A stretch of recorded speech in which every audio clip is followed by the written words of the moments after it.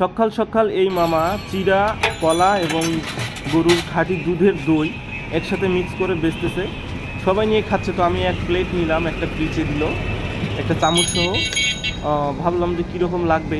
তো দেখতেছি যে কলাগুলো কেটে কেটে দিয়েছে, একদম চিকন করে কেটে কেটে দিয়েছে। তো মেখে নিলাম।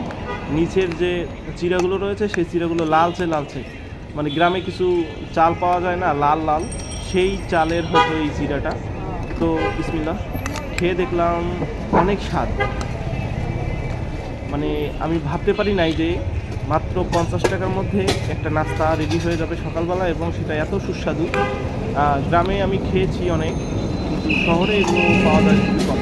তো মোটামুটি ভালো লাগছে অনেক। তো এটাতে যে আলাদা করে চিনি দিয়েছে এরকমটা না, কলাটা মিক্স করে দিয়েছে।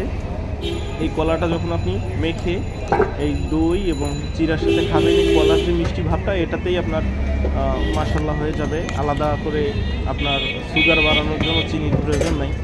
আলহামদুলিল্লাহ, অনেক সুস্বাদু একটা খাবার। আল্লাহ সুবহানাহু ওয়া তাআলা সকালবেলা এরকম একটা খাবার রিজিকে লিখেছে, আমি কল্পনা করতে পারিনি। যদিও সস্তাতে পাওয়া যাচ্ছে, কিন্তু একটা স্বাদের একটা খাবার। আপনারা যারা এটা আগে খেয়েছেন তারা হয়তো জানেন, এই কলাটা দেওয়ার কারণে এই স্বাদটা আরও বেশি, আরও ভালো লাগছে বেশি, আরও সুস্বাদু লাগছে বেশি।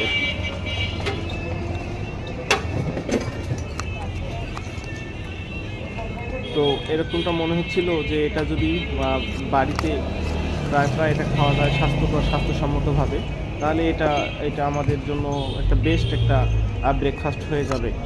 এটা হলে আর অন্য কিছু প্রয়োজন হবে না সকালবেলা ইনশাআল্লাহ তাআলা।